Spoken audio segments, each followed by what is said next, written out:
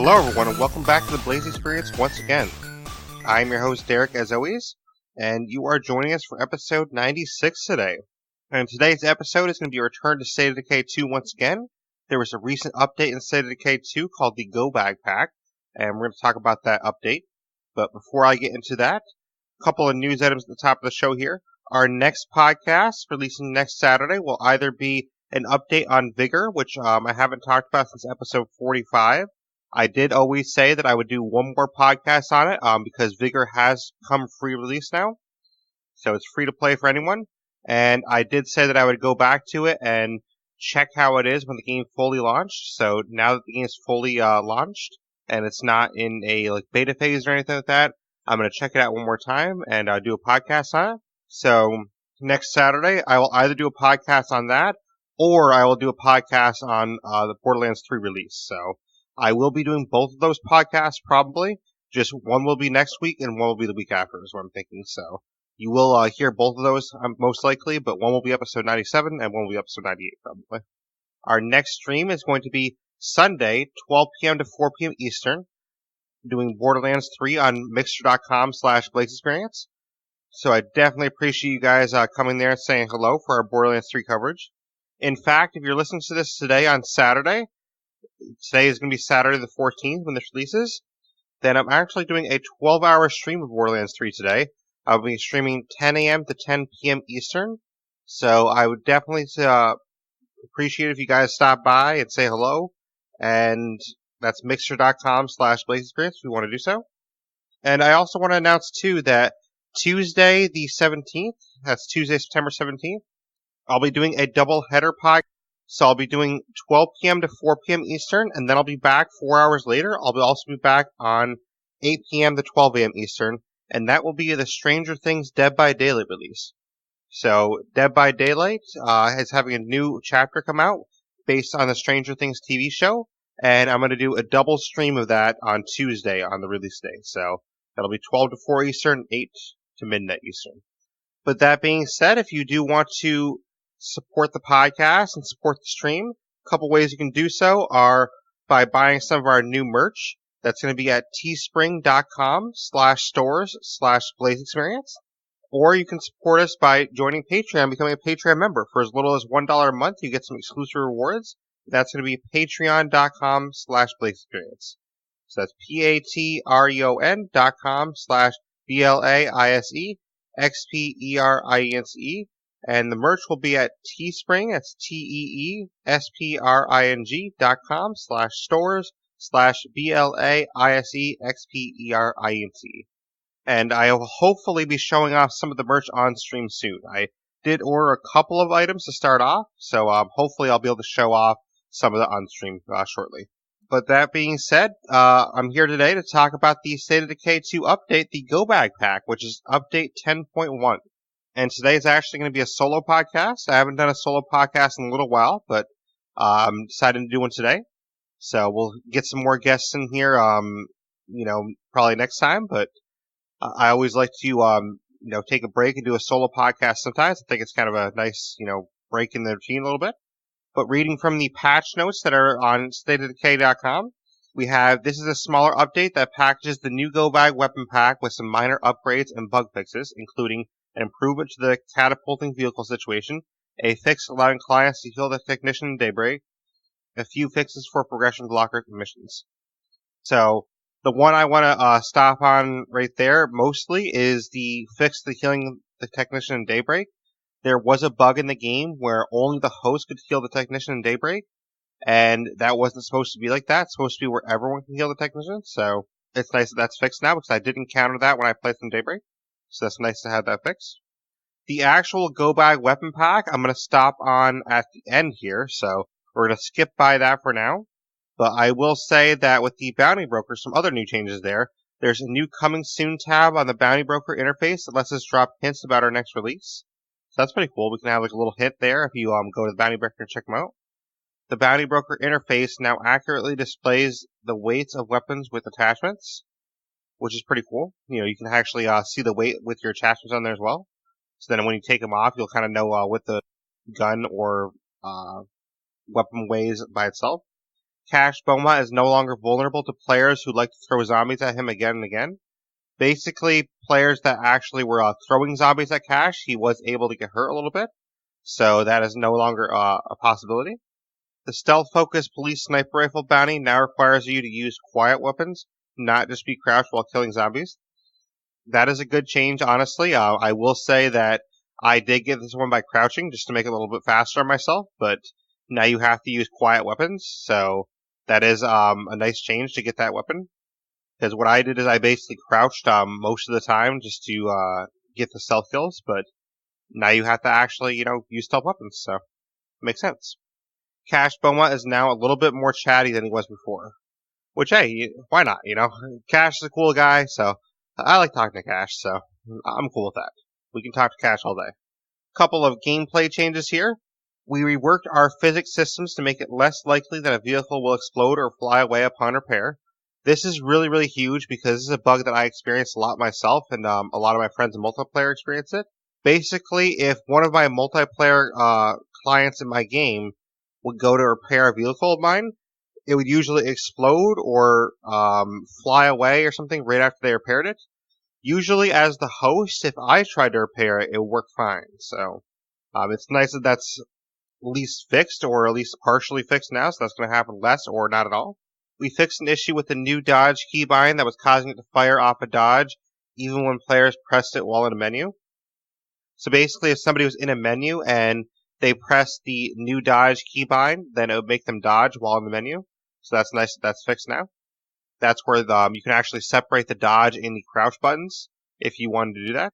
We fixed a fun bug that caused players to walk in the sky when they triggered a remote explosion while sliding down a ladder. Yeah, this one I actually know what they're talking about, which normally I wouldn't, but thanks to MagicMan79, another streamer, he's on Twitch, if you want to go say hello to him. But thanks to him, I actually knew exactly what this was because he kind of showed it to me, and basically you could explode yourself into the sky and kind of walk over the entire world. So it's kind of interesting, actually, but that is fixed now, so now you can no longer do that. Like I said earlier, we fixed a bug that was preventing multiplayer clients from healing the technician in Daybreak. This is definitely huge because now it's not just on the host to actually heal the technician, so that is great, and that is a huge fix because, Daybreak is already hard enough for a lot of people, so not being able to heal the technician for clients, that's not really a great scenario, so that is nice to fix. We fixed an issue that was causing some fast search attempts to stall out. I actually encountered this one as well.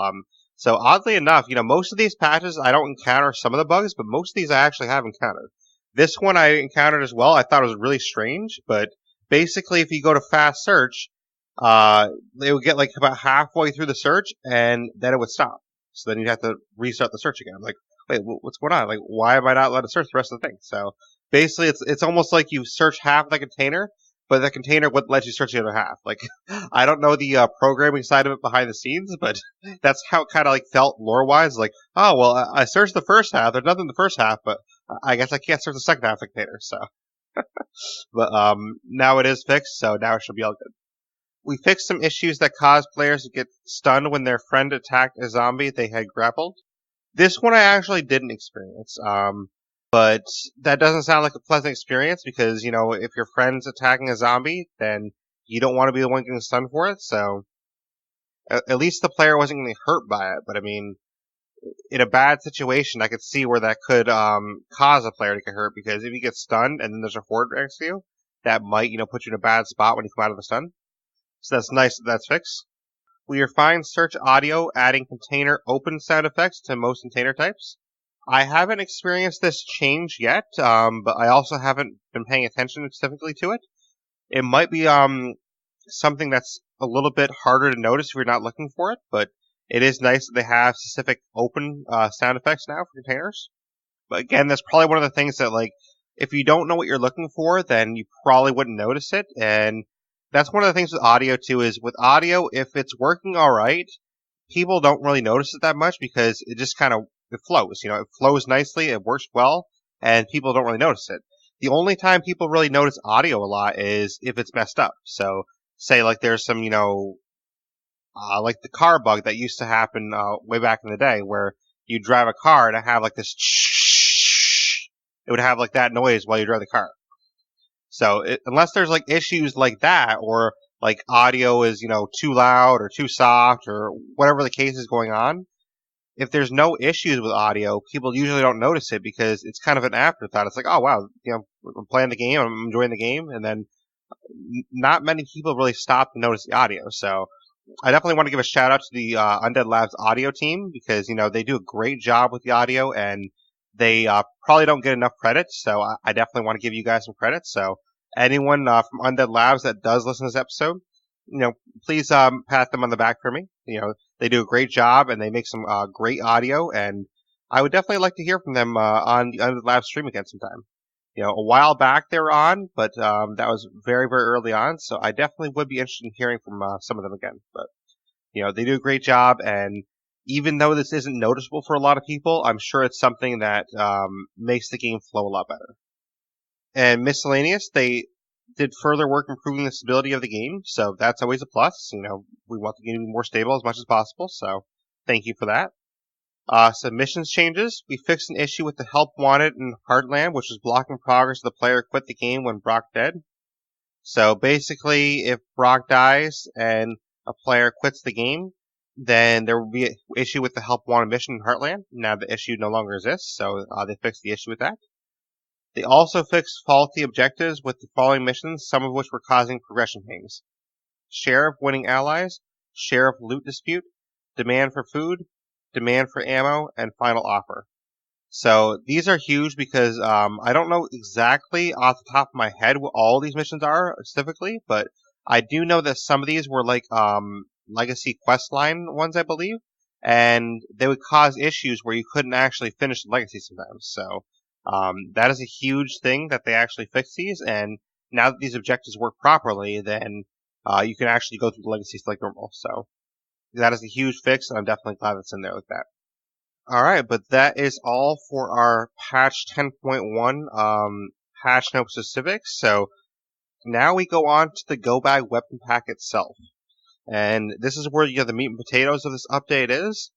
And there's a lot of cool weapons that are in this update. And, there was a gun that was specifically designed, and there was a gun specifically themed after me as well. So I definitely appreciate that, Undead Labs, and I really love this gun, but I'll get into that a little bit more after.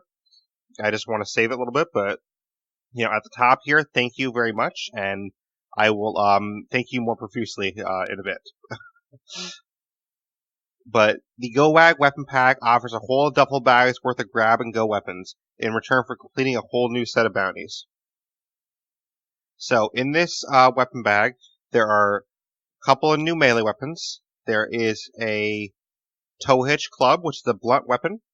And in order to get this, you have to craft 14 vehicle repair kits, which kind of makes sense, because in crafting the vehicle repair kits, you're basically taking the tow hitch and using that as a weapon. So the way to get it kind of fits with, the theme of the weapon, I guess.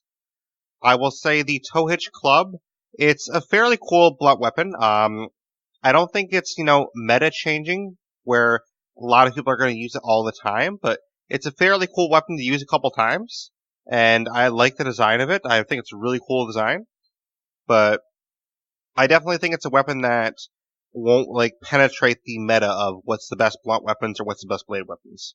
And that's, of course, unlike the high-angle rescue hatchet from the last pack.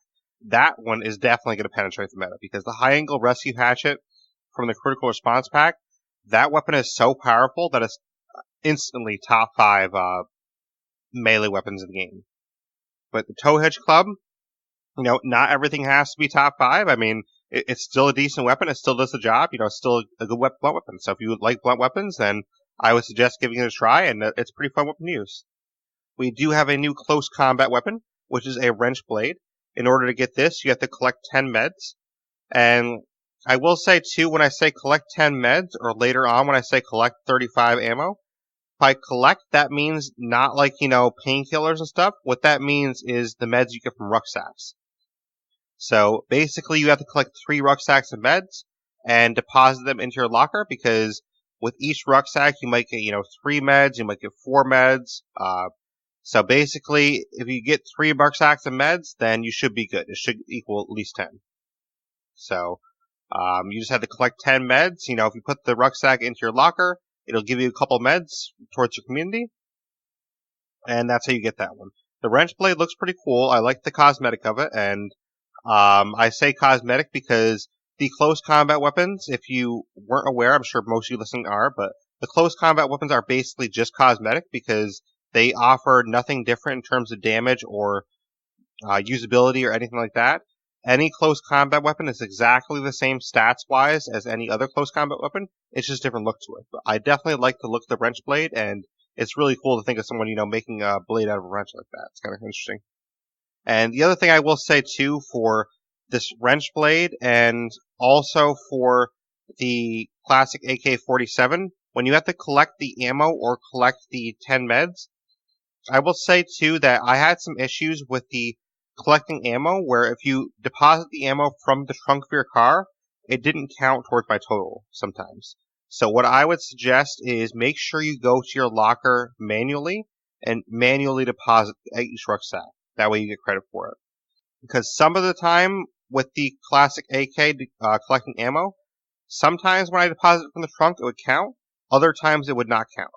So just to keep yourself safe so you don't have to collect extra that you don't need, what I would do is definitely go to your locker manually and deposit it. And what I mean by going to it manually, if you look in your base screen, there's going to be, wherever your locker is, you see a storage locker, go up to that manually with your character, and then it'll have a button for you to deposit, just deposit there. It is obviously more tedious to do it this way, but it's a lot less tedious to be safe because if you don't do it this way and you deposit from your trunk and it doesn't count, then that's going to kind of suck it away.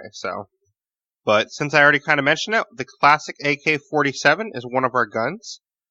That is a 7.62 assault rifle, and this is a classic AK look to it. So it has like the classic, wood look to it. Pretty much what you think of when you think of an AK.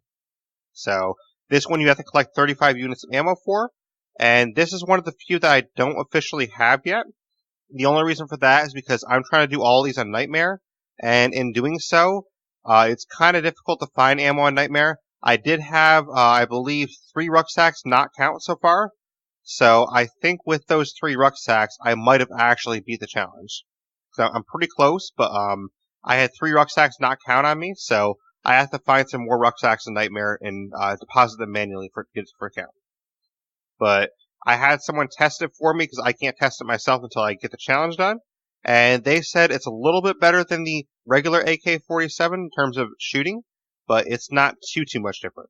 But it'll be pretty similar to your regular AK-47 in shooting, just has the more classic look to it. Next up, we have the MPX. This is a .357 caliber submachine gun. And to get this one, you have to get 150 assault weapon kills. This is one of the easier challenges to do. This is actually the first one we did as a team when we went through a lot of these together. And this one basically you just equip any assault rifle, get 150 kills, and there you go, you have it. Now the MPX has no sight on it, but it is a pretty decent weapon, and since it's .357 caliber, that's awesome because you don't have a lot of rifles like that. Most of the guns in the game that are .357 are pistols, which I believe, don't quote me because I don't know every gun by heart, but to my knowledge here, I think this might be the only rifle in the game that is .357. So, that makes it unique in that sense, and it makes it a gun that's definitely worth using to get rid of your .357 ammo. And it's definitely a solid gun. It's not anything I'd use too frequently, but if you have some extra .357 ammo around, why not try to give it a shot? Next up, we have a pistol. It's the G45 FDE, which is a 9mm pistol. And FDE is flat dark earth. That's kind of like the color scheme of it. To get this one, you have to craft 8 plate gears. So this one's not too bad. You just get some meds together, get some plate samples, craft 8 plate gears, and it's yours. Overall, I think this is a fairly average performing pistol. It shoots pretty fine. It shoots kind of how you'd expect. It's definitely a solid 9mm pistol, and honestly, there's not too much I had to say about it. It's overall just a solid gun. But It's not a gun that I would use too frequently, but it's definitely, a gun that fits with the go bag theme where you just grab it and go kind of thing. Next up, we have a gun that a lot of people think is the best gun in the pack, from what I've heard. This is the Doomsday Carbine. This is a .45 caliber rifle, and this one you have to get by crafting 2,750 rounds of ammo or bolts. So basically, any rounds of ammo or bolts for your crossbow, you have to craft 2,750 of those. So that's a lot to craft for sure. But once you do get that crafted, from what I hear, it's one of the best firing guns. It has a sight on it. It's got a good sight. And I can't test this one yet because I don't have this one officially. Just because I couldn't find enough ammo to actually craft rounds.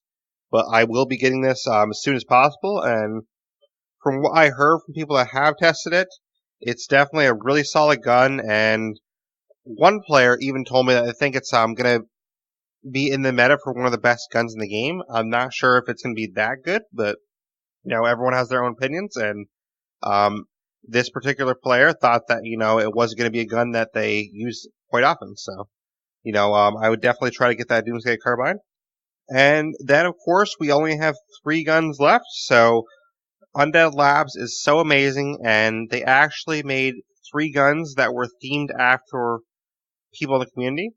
So these people in the community are content creators like myself, and they made a gun that was themed after me, a gun that was themed after Fall Down Go Boom, and a gun that was themed after Mr. Arth's Broadcast. And all 3 of these guns are really cool. I definitely like the themes of all of them. They all come with unique descriptions that sort of pertain to the person that's themed after. And some of them come with different color schemes, things like that. So we'll start by getting into Mr. Dart's gun. Mr. Dart's gun is the M-Dart 986 revolver. It's a 9mm revolver with a 7-round clip. And this one, you have to craft 80 stamina consumables to get it.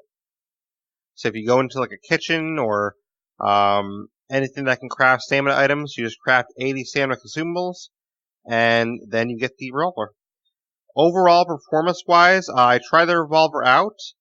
It's, a decent revolver. It's not something I'm going to use too often, but that's mainly because I'm not a huge fan of revolvers. I'm not a huge revolver guy. I don't use them too often in the game. But for a revolver, it's not that bad. It's obviously not going to jam or break, which is awesome. It's got 7 rounds in it, so that's solid. It has at least enough to get you out of a jam, I guess. I would say it's definitely a decent backup gun. So if you want to carry this around in your inventory as a backup gun, just in case your main gun runs out of ammo and you run into trouble, you can pull this out and have a couple of shots just to get you out of trouble. Since it's a revolver, it's obviously fairly close range, but it works pretty well. Aims very well, so it's a decent revolver. I'm just not super excited on it, just because I'm not much of a revolver guy, though. So if it was like some kind of other pistol, I would say I would be a little bit more excited about it, because I do tend to like non-revolver pistols better. So like, for example, the G45 FDE, I would prefer that pistol just because I like the way the regular pistols fire a little bit better. Plus revolvers, they obviously, sound louder and they draw more zombies too. So if you're looking for a challenge, then I guess it could give you more of a challenge. And speaking of a challenge, in order to get the next team gun, you have to explode 350 zombies. And this is kind of a crazy challenge. It took a team of 4 of us a little while to do it, honestly, but we used a bunch of explosives and we got it done. But this is, of course, the M590 FDGB shotgun, and FDGB stands for Fall Down Go Boom. So this is Fall Down's personal shotgun, and it's an orange shotgun. It looks really, really cool. I love the orange coloring of it. It's kind of like the same orange that you see in my logo. I think Fall Down uses pretty much the same color orange that I use. Although orange is kind of like my secondary color. I think it's his primary, if I remember right. Sorry, I'm trying to remember his main colors right now, but I know it's definitely a color I've seen on his stream stuff before, I believe. But it's really cool gun. It's obviously, pretty close range being a shotgun, It's not like the DevGru. It doesn't have a sight or anything. It's kind of like your classic pump action shotgun, but it definitely packs a punch. It has a lot of power to it. So in close range, it can take out a mob of zombies, really well. So if you have a bunch of them grouped together, you can fire up a couple shots with this. You can knock their legs off. You can, blast their heads off. I mean, whatever you want to do with it. But it definitely has some really big kick to it, and it has a lot of knockdown potential. And it's honestly great for the close range stuff. So it's obviously very loud, being a shotgun. So I mean, that should be expected. But it does the job it's put for. Being a shotgun, if you like shotguns, it will not disappoint you because it does exactly what a shotgun's supposed to do.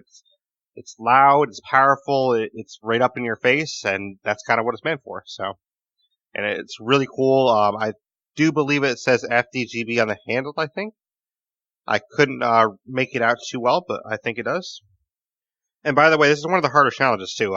Exploding 350 zombies. If you're doing that solo, that's going to take you a lot longer. The only reason this wasn't the last challenge I did is just because for the Doomsday Carbine and the classic AK-47, I just couldn't find enough ammo to actually get what I needed. So if I find more ammo, then I can craft the rounds I need and stuff like that. So those two challenges aren't that hard. They're just tedious a little more. And I just couldn't find enough ammo to get them done yet. But I will get them done. But last but not least, we of course have the Trail Blaise X2K. This is a 9mm rifle, and it's themed after myself. And I absolutely love this gun. This gun is amazing. It's completely themed exactly to my playstyle, and Undead Labs, I can't thank you enough. So, thank you to Dan Mode, Mark Lattenbach, Brant Fitzgerald. I know you guys, all work on the guns, most probably, and I really, really appreciate, everything about this gun. It's perfect for my playstyle. It's exactly what I want in a gun. It has a 30-round mag to it. It's a 9mm rifle. It comes with a handmade suppressor on it. You can take that off though. It's not like fully built in, so you could take it off if you want to. And honestly, I would suggest putting the professional suppressor on it. I think the professional suppressor, just style-wise, it looks a little bit better style-wise, I think. They both do about the same. There's really not much difference in it. I mean, the professional suppressor technically will give you a tiny, tiny smidge more range, but the handmade suppressor looks good on it. Definitely really cool when it comes with that. The professional, I think, looks a little bit better. The handmade one is in like a white or gray color. The professional one is in a black color. And the advanced is kind of more square black color. I would definitely not suggest putting the advanced on it. The advanced does not look well on it at all. I would definitely suggest the more barreled style of the professional or the handmade suppressor. And I definitely appreciate the choice of the handmade suppressor they chose. I think it looks really, really good, and I think it, goes well with the color theme of the gun. But basically, there's a 30-round mag. It comes with a suppressor. It's super lightweight. It's only 6.5 pounds. So this gun is just perfect for me because I love to keep my characters lightweight. I really care about their stamina, and I love to keep their stamina up. So this is a great gun to bring with you and stay lightweight all the time. And if you stay lightweight all the time, you have marathon on you, for example. I mean, you can just run around and never lose stamina. So, it's crazy good. You can always keep your stamina, and you're always going to be in good shape. So, I love how lightweight it is for a gun that performs so well. The range is not super, super great, but, that's kind of my play style anyways. I'm not a player that, focuses on huge range, but it has a scope built into it, and it's one of only 2 guns in this entire pack that has a scope. This one and the Doomsday Carbine have a scope. So using the scope, you can get, plenty of range for what you need, honestly. And overall, it just performs really, really well. The durability is about halfway, so it's, about normal durability. It's got a decent amount of power. It's got great accuracy, which I love because, being an Xbox player, I definitely appreciate the accuracy boost. It definitely helps, because being a PC player, it's a little bit easier to shoot with the accuracy. So I definitely appreciate that. And overall, it's just a great gun. It's got really accuracy. It's probably its best stat. It has a good amount of power. It's got decent durability. And honestly, I think what I love most is the color scheme, though. I didn't talk about that yet. The color scheme is themed after my colors. So you have the gun is completely in light blue, which is my main color for my logo and everything. And then the trigger, so the trigger and the trigger guard is in orange. And then you have the suppressor, which is going to be in gray, and part of like the stock, and I believe the scope barrel is in black. So it's basically got all of my colors right in there, because I use light blue, orange, black, and gray are all of my colors. So those are my four colors. The light blue is definitely my primary color. Orange is my secondary, and then I'd say black is my tertiary color, and gray is kind of like my alternate tertiary color. So, but the gun looks awesome. I think what I love second most about it is how lightweight it is. Being 6.5 pounds like that is awesome. To have a rifle that performs that well and is that light. And, the fact that it has a 30 round mag, I mean, I can carry that around, just carry like an extra mag in my backpack or anything. It's overall awesome gun. And the fact that it comes with a suppressor on it, I mean, that's perfect because especially if you're a new player or something, then you get this gun, it already has a suppressor built into it. Well, it's not technically built in, but I say built in because it comes with it. And I believe that's the only gun in the entire pack that comes with a suppressor, so you already have a suppressor to use, you can get it, go, and, keep firing silently. Which is huge, because with the suppressor on it, quietness is great, too. It's one of the most quiet guns in the entire pack because of that, and it's just awesome, honestly. And to get this gun, too, it's actually, if you're a newer player, I would say it's a fairly hard task to get this one. And that's because it destroys 6 play cards in melee. We did discover, I don't know if it was intentional, but we did discover that if you fire on the play card and you explode it, whatever you want to do, all you have to do is get the last hit with melee in order to get it to count. I don't know if that's the way it's supposed to be. I did all of mine melee 100% way through, so I didn't want to cheat myself on this one, especially being my gun, so I meleeed all the way to the end of every heart, but I have heard and seen that people can shoot play card and then just get the last hit with melee in order to get it to count towards this bounty. So I feel like that's probably not the way it was designed to do, so that might be fixed in the future, kind of like with the police sniper rifle, how that bounty was fixed. I could see this bounty getting fixed in the future where it counts for only melee all the way through. I'm not sure if they can, I guess, make that work because maybe that's like a programming thing where it's hard to actually make the system understand that you meleeed the entire time.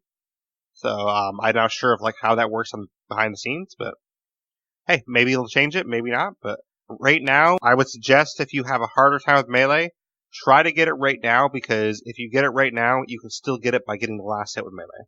But that's our go bag pack. So I'm really excited about this pack, and I know this is a shorter episode, of course, but it was a smaller patch, and I felt it was big enough of a patch to warrant its own episode, but I felt it's obviously not big enough a patch to have over an hour episode. But we have had a couple of short episodes in the past. 30 minutes is probably like our minimum. We've never had an episode, I don't think, less than 30 minutes, except the episode 0. But we sometimes have 30 or 40-minute episodes, and sometimes we have 2-hour episodes. So we have a good range, I'd say. But I really want to thank Undead Last for this go bag pack. I mean, my gun specifically, I appreciate this so much, and thank you to the entire team there. I'll give a shout out to Dan Mode, Mark Lautenbach, and Brant Fitzgerald again. I really appreciate everything you guys did with this gun, and the Trail Blaise X2K, I love it. And this is definitely going to be one of my top 5 most used guns now. Obviously, I'm a little bit biased, but I honestly don't even have to be biased though, because the gun is literally tailored to my playstyle. Like, it has everything I want in a gun in my playstyle, so basically this gun and the M4X2 Light SSW, maybe the DevGru shotgun, the RTX Piranha, those are probably my top 4 most used guns right now, so. And I think, honestly, the Trail Blaise is probably going to be the most used, just because I can get a bunch of copies of it, just put on all my community, and just have them run around with Trail Blaises. So have my entire community run around with Trail Blaise guns in their back. But I'm super honored to have this gun, and I definitely appreciate it. So thank you for this, Easter egg, Undead Labs, and I'm even more honored too that this is the first blue gun in the game. So that is really, really cool and really awesome to see that. And I'm really happy for Mr. Dart and Fall Down to get guns as well. Fall Down having the first orange gun in the game, which is really cool. So honest, definitely floored with this, and I can't wait to use the gun even more. I'm still flabbergasted that it's actually in the game. So thank you very much, Undead Labs. Thank you for all you do, and thank you for this pack as well. I can't wait to see what else comes out in the future because these packs are really, really cool. And I will say too that in your supply locker, I really love how you guys actually made a little icon that identifies the weapon. So it's super easy to pick out these weapons in your supply locker. It's like your World War II weapons, that's noted with a little star. You have your Critical Response pack, which has like a little orange explosion symbol. And then the Go Bag pack has like a little bag symbol. So each of these packages has a different symbol to it, and it makes it super easy to find the guns in your locker if you let's use only World War II weapons today. And you can go to your locker, pick out a World War II weapon, and go. And it really makes it super easy and fast to find these guns, which I definitely appreciate that. So thank you for that as well. But I can't wait to see what comes up next with Cash Beaumont. I'll be looking at that coming soon tab and seeing what hints we get in the filming soon tab. But I can't wait for more bounties, and I can't wait for more packs. But thank you, Undead Labs, for the gun, and thank you for the pack, and thank you for all the bug fixes as well. A lot of these bug fixes, they are things that I've noticed in the game, and they were definitely bugs that I wanted to see fixed. And obviously you guys fixed them because you're awesome with that. But that being said, I will just reiterate at the end here. Our next podcast is either going to be an update on Vigor, since it is free to play now, or we're going to do a podcast on the Borderlands 3 release. So I probably will be doing both of those podcasts. The order will just kind of vary, but episode 97 and 98, those will probably be both of those. Our next stream is going to be tomorrow, Sunday, 12 p.m. to 4 p.m. Eastern. That's going to be doing Borderlands 3 on Mixer.com/Blaise XPerience. And I also want to note that today, when you might be hearing this on Saturday the 14th, if you are, today we're doing a 12-hour stream of Borderlands 3. So please stop by and say hello. That's going to be 10 a.m. to 10 p.m. Eastern. And we're also doing coverage of Borderlands 3 on Monday as well, 12 p.m. to 4 p.m. Eastern. And then Tuesday is the release of the Stranger Things chapter for Dead by Daylight. So I'll be doing a double header stream for that. What I mean by double header is I'm going to do one stream, take a break, and then do another stream. So Tuesday, September 17th, I'll be doing 12 to 4 Eastern with the Stranger Things Dead by Daylight release. And then I'll come back 4 hours later. I'll stream 8 p.m. to 12 a.m. Eastern. So I'm going to do double header there. But if you want to support the podcast and the stream and what we're doing here, a couple ways you can do so. You can join our Patreon and become a Patreon member for as little as $1 a month. And you can get some exclusive rewards with that, which you can find on patreon.com/Blaise XPerience. That's patreon.com/Blaise XPerience. And you can also get some new merch we made. We have a merch store now, which has pillows, it has t-shirts, mugs, stickers, a lot of different stuff. So you can find that at teespring.com/stores/Blaise XPerience. That's teespring.com/stores/BLAISE XPerience. And I will be showing off some of that merch on stream soon. I ordered a little bit of it to kind of test it out, so you will get to see some of the merch and the colors I picked. There's a lot of different colors you can pick from there, but I went with some of the classic, Blaise XPerience colors. I definitely appreciate people checking that out. If you want to get a hold of me, you can do so via email to blaisexperience@gmail.com. You can do so via my Discord, which will be in the show notes. You can also do so via Twitter or my Xbox Live gamer tag. That's going to be at Blaise XPerience. That's capital B, LAISE, capital X, capital PERIENCE. And then you can also find me on YouTube and Facebook as well. I don't frequent those as much right now, though.